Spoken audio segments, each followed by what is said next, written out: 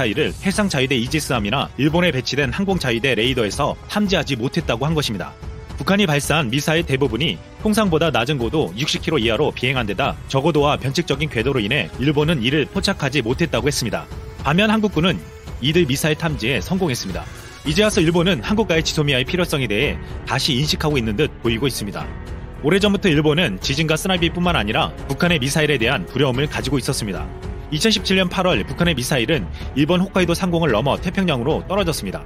일본 국내 각지에서는 비상경보가 울렸고 도쿄역에서는 신칸센 열차가 일시 중단되고 대합실이나 차량 안으로 대피하라는 방송이 울려 퍼졌습니다. 도쿄 수도권의 일부 철도에서는 일시적으로 운행이 중단됐고 일부 지역에는 방재행정무선이 자동으로 작동하지 않았습니다.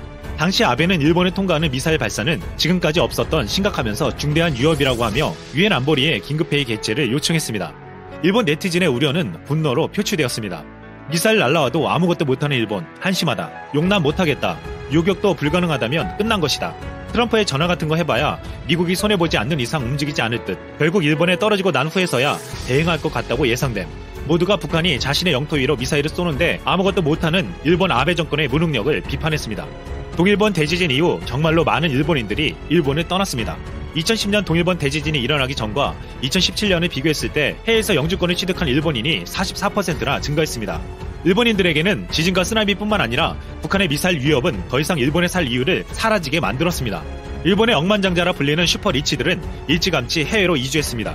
광학 렌즈로 유명한 호야의 최고 경영자 스즈키 히로시는 올해 초 싱가포르로 이주해 이사회가 있는 날에만 일본에 귀국하고 있습니다.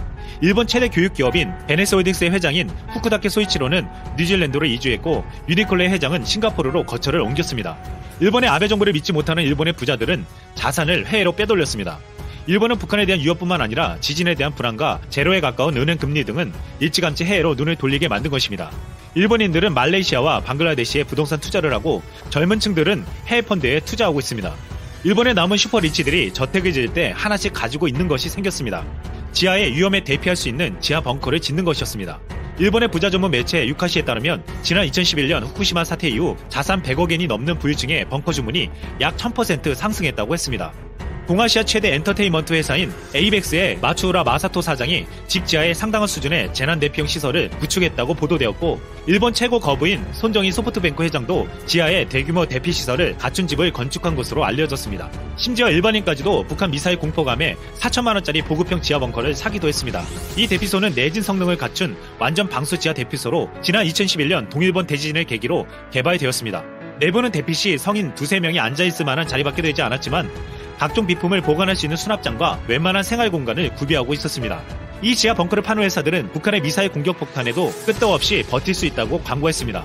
일본인들은 아베 정권이 지진과 쓰나미, 북한 미사일 등 수많은 위협에서 자신들을 지켜줄 거라 믿지 못하고 있습니다. 이미 일본을 떠나고 해외로 재산을 빼돌리고 어쩔 수 없이 남은 이들은 지하 벙커를 사고 있습니다. 한국에 대한 경제 도발로 지소미아